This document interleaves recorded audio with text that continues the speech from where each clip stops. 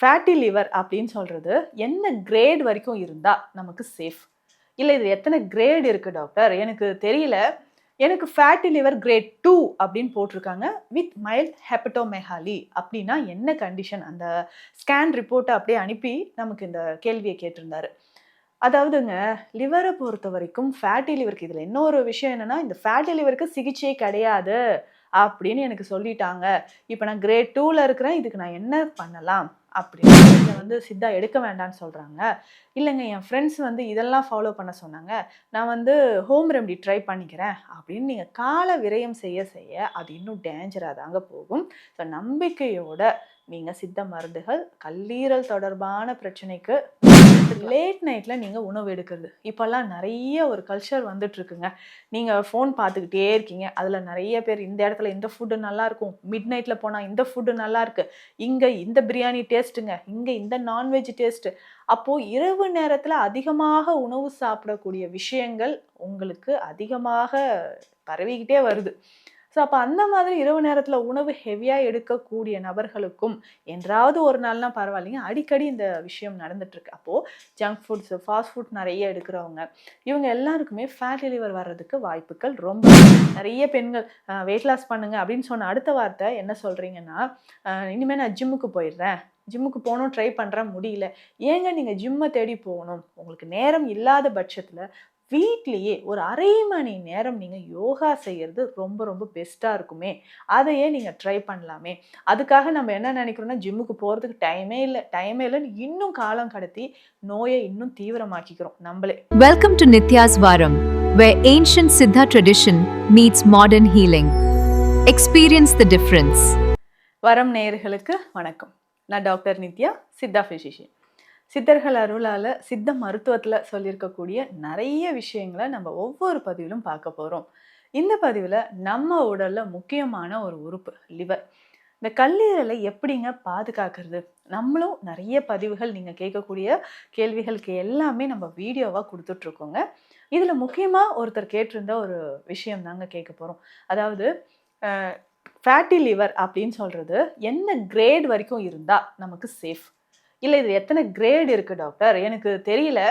எனக்கு fatty liver great 2 அப்படின்னு போட்டிருக்காங்க. வித் மைல்ட் ஹெப்படோமெகாலி அப்படின்னா என்ன கண்டிஷன்? அந்த ஸ்கேன் ரிப்போர்ட்டை அப்படியே அனுப்பி நமக்கு இந்த கேள்வியை கேட்டிருந்தாரு.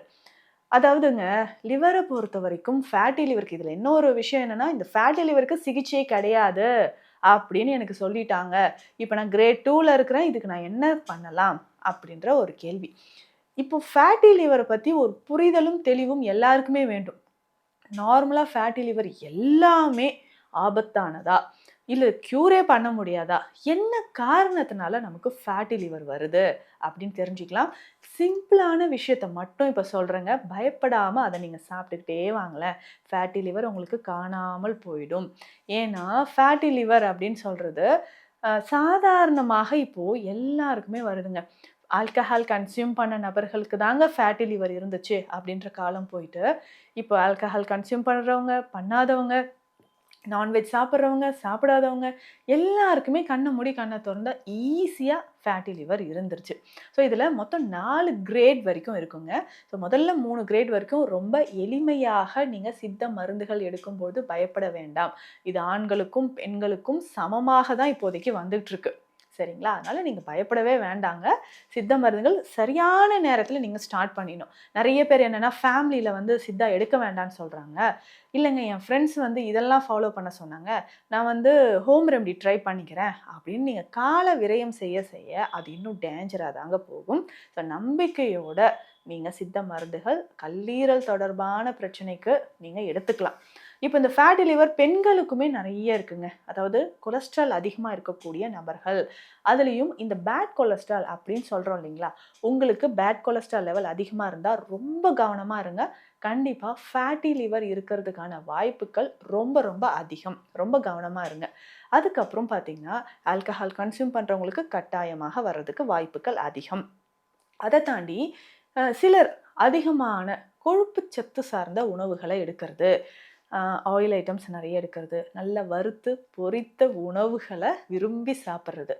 சரி, இது ஒரு பக்கம் இருந்தாலும் லேட் நைட்ல நீங்க உணவு எடுக்கிறது. இப்பல்லாம் நெறைய ஒரு கல்ச்சர் வந்துட்டு இருக்குங்க. நீங்க ஃபோன் பார்த்துக்கிட்டே இருக்கீங்க. அதுல நெறைய பேர் இந்த இடத்துல இந்த ஃபுட் நல்லாருக்கும். மிட் நைட்ல போனா இந்த ஃபுட் நல்லாருக்கு. இங்க இந்த பிரியாணி டேஸ்ட்டுங்க. இங்க இந்த நான்வெஜ் டேஸ்ட். அப்போ இரவு நேரத்துல அதிகமாக உணவு சாப்பிடக்கூடிய விஷயங்கள் உங்களுக்கு அதிகமாக பரவிக்கிட்டே வருது. ஸோ அப்ப அந்த மாதிரி இரவு நேரத்துல உணவு ஹெவியா எடுக்கக்கூடிய நபர்களுக்கும் என்றாவது ஒரு நாள்னா பரவாயில்லைங்க. அடிக்கடி இந்த விஷயம் நடந்துட்டு இருக்கு. அப்போ ஜங்க் ஃபுட்ஸ், ஃபாஸ்ட் ஃபுட் நெறைய எடுக்கிறவங்க, இவங்க எல்லாருக்குமே ஃபேட்டி லிவர் வர்றதுக்கு வாய்ப்புகள் ரொம்பவே அதிகம். அப்போ கொழுப்பு சார்ந்த உணவுகள் எடுத்தாலும், அசைவ உணவுகள் நெறைய எடுத்தாலும், உடல் உழைப்பு இல்லாம ஏசியிலே உட்காந்துட்டு இருக்குங்க. அப்போ நெறைய இந்த ஃபுட்டும் நான் சாப்பிட்டு சாப்பிட்டு இப்படி வெயிட் கெயின் ஆயிடுச்சு, தொப்பை பெருசாயிடுச்சு அப்படின்னா உங்களுக்கும் ஃபேட்டி லிவர் வர்றதுக்கான வாய்ப்புகள் இருக்கு. ஸோ நல்ல ஃபிசிக்கல் ஆக்டிவிட்டின்றது ரொம்ப முக்கியம். ஸோ எக்ஸசைஸ் நல்லா பண்ணுங்க. எளிமையான யோக பயிற்சிகள் ரொம்ப அவசியம். நமக்கு பாதி நோய்களை குணப்படுத்துறதுக்கு யோக பயிற்சிகளும் சித்தர்கள் நமக்கு கொடுத்துருக்குறாங்க. அதாவது வாழ்க்கை முறையில் நம்ம யோகா செய்ய செய்ய இதயம் சம்பந்தப்பட்ட உடல்ல எல்லா பிரச்சனைகளும் தீர்வதற்கான பயிற்சிகளும் முத்திரைகளும் இருக்கு. அதை நீங்க ஃபாலோ பண்ணிக்கோங்க.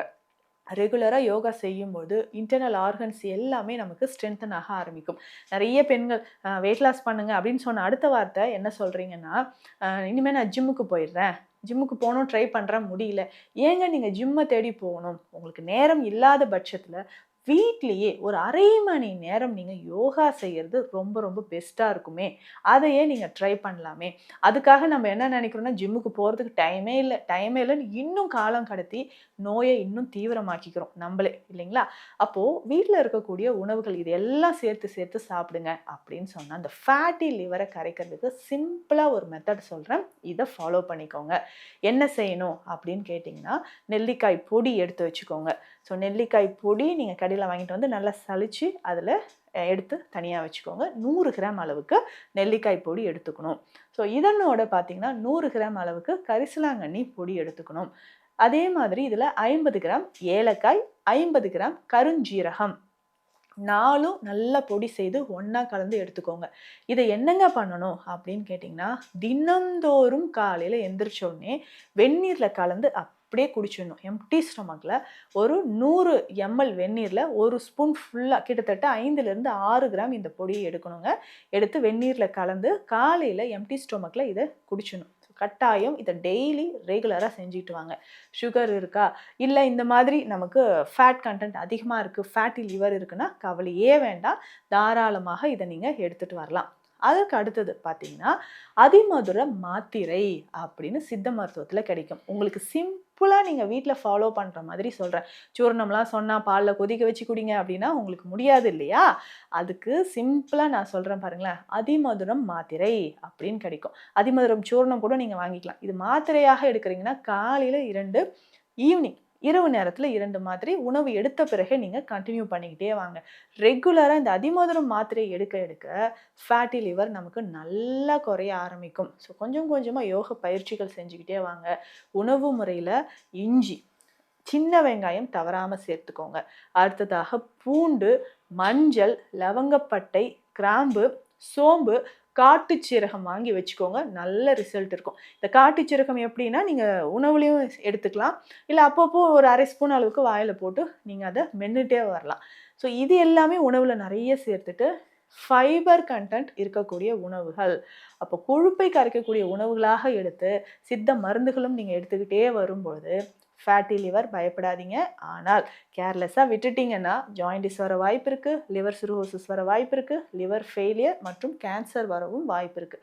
ஒன்ஸ் உங்களுக்கு கடவுள் அருளால் ஃபேட்டி லிவர் கிரேட் 1, கிரேட் 2 இருக்குது அப்படின்னு உங்கள் நாலேஜ்க்கு தெரிய வந்துருச்சுன்னா இம்மிடியேட்டாக அதற்கான இயற்கை மருந்துகளை எடுத்துக்கோங்க. இது தொடர்பான மருத்துவ ஆலோசனைகளும் தேவைப்பட்டால் ஸ்க்ரீனில் இருக்கிற நம்பருக்கு கால் பண்ணுங்கள். நன்றி. Welcome to Nitya's Varam, where ancient Siddha tradition meets modern healing. Experience the difference.